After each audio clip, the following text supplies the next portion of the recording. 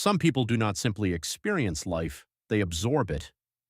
A small change in someone's voice can stay in their mind for the rest of the day. A crowded room can exhaust them before the evening has even started. A sad scene in a movie can affect them even though they know none of it is real. And when someone tells them, "You are too sensitive," they often begin to wonder if something is wrong with them.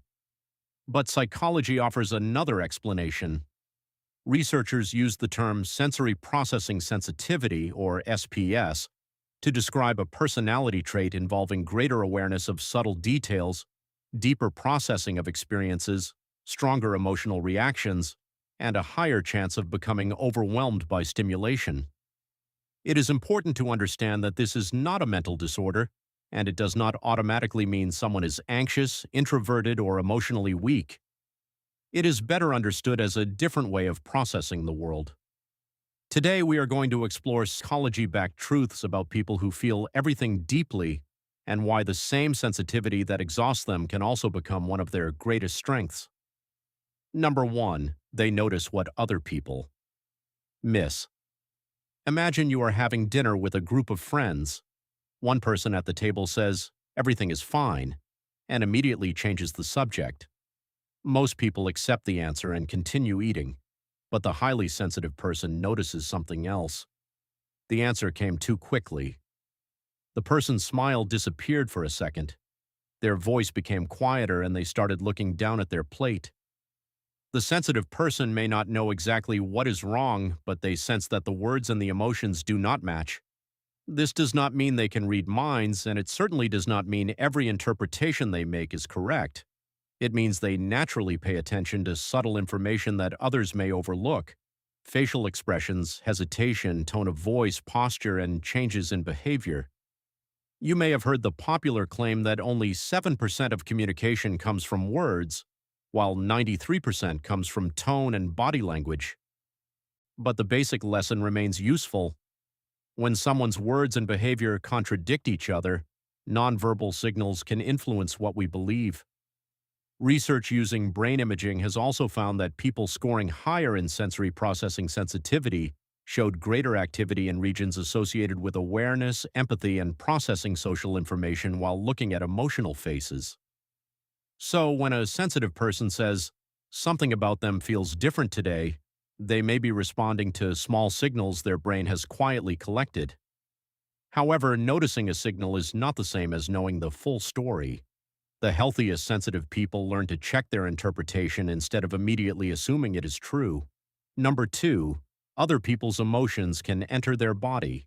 You walk into a room where two people have just argued. They are no longer shouting. In fact, neither of them says anything. But the atmosphere feels heavy, your shoulders tighten, your breathing becomes shallow, and you suddenly feel uncomfortable, even though the argument had nothing to do with you. This experience is related to emotional contagion, our tendency to be influenced by the emotional expressions and behavior of people around us. When someone smiles, we may smile back automatically. When someone speaks with fear or anger, our own body may become more alert. For people who are highly sensitive, this emotional response can feel especially intense.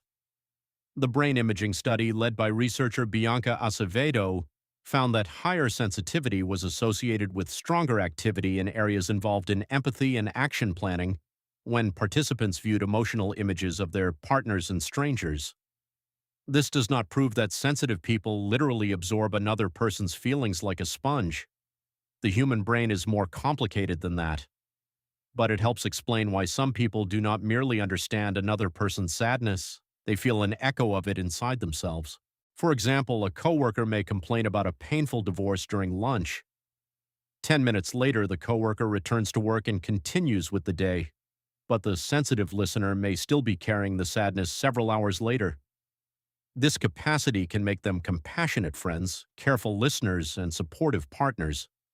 The danger begins when they cannot separate empathy from responsibility. Understanding someone's pain does not mean you are responsible for fixing it. Feeling another person's stress does not mean that stress belongs to you. Without that separation, empathy stops being a connection and becomes emotional exhaustion. 3. Too much stimulation can overload them. Picture two people entering the same busy restaurant. The first person hears the music but quickly stops noticing it. They focus on the conversation and enjoy the evening. The second person is processing everything. They hear plates crashing in the kitchen, five nearby conversations, the music, a child crying, and the repeated sound of a chair moving across the floor. They notice the strong perfume of the person behind them and the bright light directly above the table. After an hour, they become quiet and irritable. Their friend asks, "What happened? You were fine when we arrived." Nothing dramatic happened. Their system simply reached its limit. Research describes overstimulation as one of the central features associated with sensory processing sensitivity. When a person takes in and processes more details, a stimulating environment may require more mental energy. But we should avoid saying that their brain has no filter or that the thalamus has somehow fallen asleep. Current evidence does not support such a simple explanation. A better comparison is a computer running too many programs simultaneously. The computer is not broken. It is processing more than it can comfortably manage at that moment. This is also why some sensitive people dislike horror movies, graphic news footage, loud concerts, or crowded shopping centers. Other people may call them dramatic or antisocial, but their reaction is often about intensity, not attitude. They are not necessarily rejecting the people around them. They are trying to reduce the amount of information entering their system. Number 4, they need recovery, not isolation. After a long day of meetings, conversations, traffic, and noise, a sensitive person may arrive home and want silence. They do not want another conversation. They do not want to answer messages, make decisions, or explain how their day went.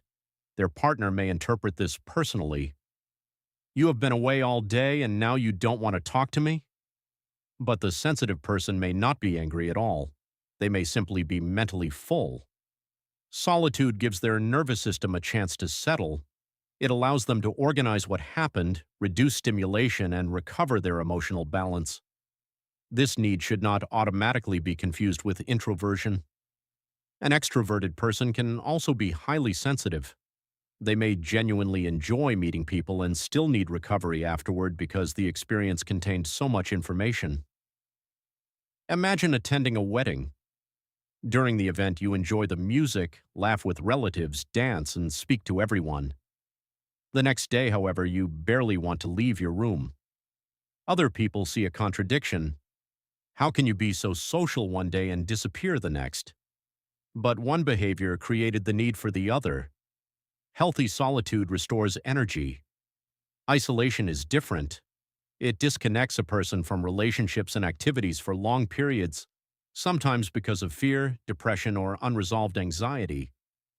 The goal is not to disappear from life, it is to recover enough energy to return to it. Protect your energy before you become exhausted. Give yourself quiet recovery time without feeling ashamed. Question the stories created by rumination. Learn to recognize which emotions belong to you and which ones entered the room with someone else. And most importantly, stop treating sensitivity as proof that you are weak. It is not a superpower that makes every interpretation correct, and it is not a curse that guarantees a painful life. It is a trait. Without boundaries, it can overwhelm you. With self-awareness, it can help you notice, understand, create, and connect at an extraordinary depth. You may feel the sharp edges of life more than other people do, but you may also notice forms of beauty that they walk past without ever seeing. If you recognized yourself in this video, tell us in the comments. Which affects you most? Other people's emotions, overstimulating environments, conflict, or overthinking? And if you want to keep exploring the hidden psychology behind everyday behavior, subscribe to the channel. Thank you for watching, and I'll see you in the next video.